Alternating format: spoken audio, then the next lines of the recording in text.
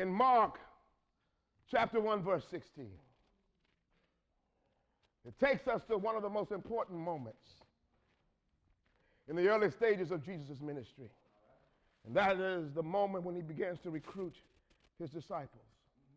Now, I don't believe it was just a coincidence that Jesus went to the Sea of Galilee to search for disciples among those who were fishermen.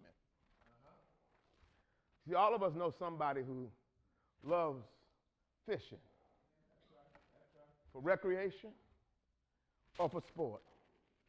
Some folks enjoy the quiet solitude, being out in nature, whereas some others enjoy the anticipation of catching something. And in today's politically correct environment, some take great pride in returning their catch to the water because they don't have any interest in taking the fish to its final destiny. Gutting, scaling, cutting, seasoning up, frying, and the ultimate sacrifice, eating. So Jesus wasn't looking for recreational fishermen. He was looking among those for whom fishing was a matter of life and death. Eating versus starvation, because they have a different mindset from the recreational fishermen. They are not interested in just catching one fish, but they are focused on the harvest. Jesus was looking for some hard-working fishermen with some callous hands and some strong backs, because he knew that his ministry would be difficult. And he needed some disciples who were accustomed to hardships and danger. He needed some disciples who had been through some storms and looked death in the eye and survived. He needed some disciples who were not afraid to fight for what they believed in. He needed some disciples who had experienced failures in life but had not given up on life. He needed some disciples who still believed in possibilities. You know, when we look at Mark's account of this encounter, we have to recognize that the Gospel of Mark is simple. Mark eliminates a lot of the details and just gets right to the point. This is what happened. Jesus said, do this, they did that, and they went on. But the simplicity of Mark's Gospel suggests that Jesus just happened to be walking by the sea when he saw Simon and his younger brother Andrew, as well as James and John, the sons of Zebedee. Mark's account moves immediately to the invitation to follow the plan, to become fishers of men, and the decision to leave their nets immediately and follow him. End of story. For in Luke chapter 4, according to Luke, when Jesus invited Simon, called Peter, to follow him, this was not their first meeting.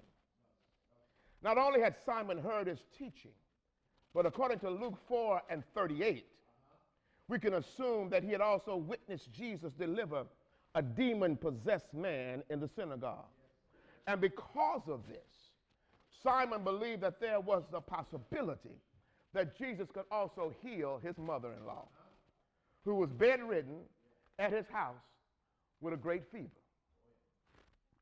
Now, according to tradition, as the oldest male, Simon would have been expected to provide for his family's well-being. And so historians believe that he was recently married, and apparently his wife did not have any living brothers, because Simon has taken his mother-in-law into their home, and her welfare had become his responsibility. So when she became ill, he was duly concerned and asked Jesus to come to his home. And when Jesus entered, he simply took her by the hand, rebuked the fever, and she was healed instantly. Now, I can imagine that if I had been in Simon's position with the burden of responsibility for the entire family and worried and stressed about a sick mother-in-law, that when Jesus lifted my burden and healed her and restored order to my family, I would have been intrigued to want to know more about this guy. And in Luke chapter 5, Jesus was preaching, Bible says, by the lake of Gennesaret, which is the Sea of Galilee. And when the crowd became so great that they couldn't hear him, he noticed some small boats belonging to Simon, James, and John, the sons of Zebedee. And these boats were not being used because the time for catching fish had passed. So they were washing their nets. And in order to create better acoustics so that he could be heard, Jesus asked the fishermen to allow him to use one of the boats to sail away from the shore. They consented, and Simon carried him in his boat. I mean, how could Simon say no to the man who had miraculously healed his mother-in-law? So on this day, when Jesus asked to use Simon's boat, I believe that Jesus had been watching his life. He knows about his family situation. He knows about the burden of responsibility he's been carrying. And he knows what he needs. And you see, we can have the same assurance that the Lord knows who we are. He knows where we've been. He knows what we've done. He knows what we're going through. And his ultimate plan is the same plan that he had for Simon. To take us from disappointment to destiny, from limited human potential to the unlimited power of God. But we got to be ready, we got to be willing to make some changes. And so when Jesus finished preaching, he challenged Simon to do something he had never done before. When he told him, launch out into the deep and let down your nets for a catch. For Peter and every other fisherman, the net was more than just some rope knotted together. It was an essential piece of equipment for their job. You couldn't call yourself a fisherman if you didn't have a net and know how to use it effectively. Your net was the key to being able to provide for your family. Your net represented your security, and it was an extension of your identity as a skilled and successful fisherman. But Simon answered in the 5th verse and says, Master, we have toiled all night and caught nothing. We ain't been able to catch anything. I want you to see that this statement allows us to understand that for Simon, to have toiled all night long and not been able to catch any fish, that this conversation between him and Jesus reflected a moment of great disappointment, because all of his confidence was in his net, and the net had failed him. His confession that he had not been able to catch any fish is essentially a statement explaining that we've done the same thing that we've always done, but this time it ain't working no more. And it didn't take Peter long to come to the same understanding that we all need to reach sooner or later. And that is that if what he had been doing wasn't working, then what do you have to lose by being obedient to what Jesus commands you to do?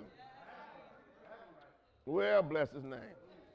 You see, there are too many of us who are holding on to people and plans and practices because it seems and it feels familiar and it's comfortable, even when it's obvious that nothing productive is coming out of it.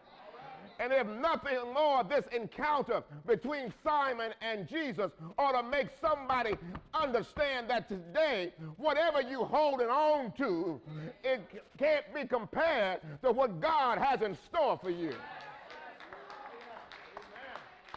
Well, bless his name.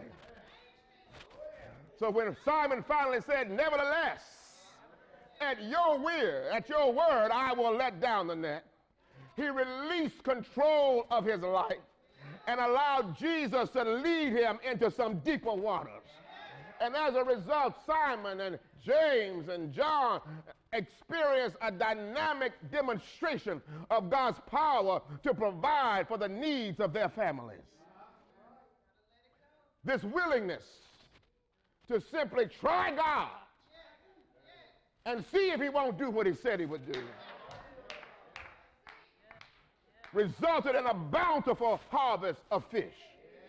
So many fish that the nets couldn't hold them. So many fish that the boat couldn't contain them. So many fish that to call somebody else to come and share this blessing. Now, when Jesus asked Simon to leave his nets behind and follow him, it may cause us to question, how could Jesus expect him to leave his livelihood and assume a life of faith? How are you going to just walk away from the expectation that he's supposed to be the provider and the protector for his family? But I want you to see, when Simon humbled himself in the presence of Jesus, it became an open door for Jesus to reveal the ultimate purpose of his life and his destiny, to not just be a fisherman, but a fisher of men.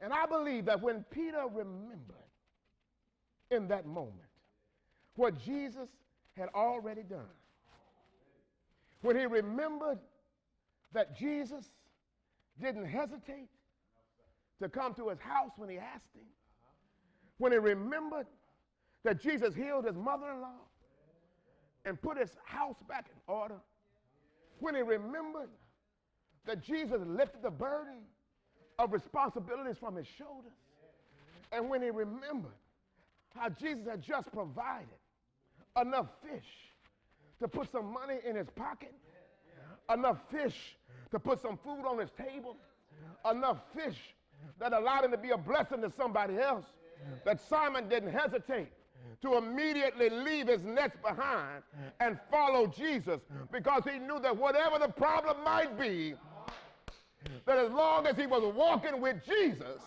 everything would be all right.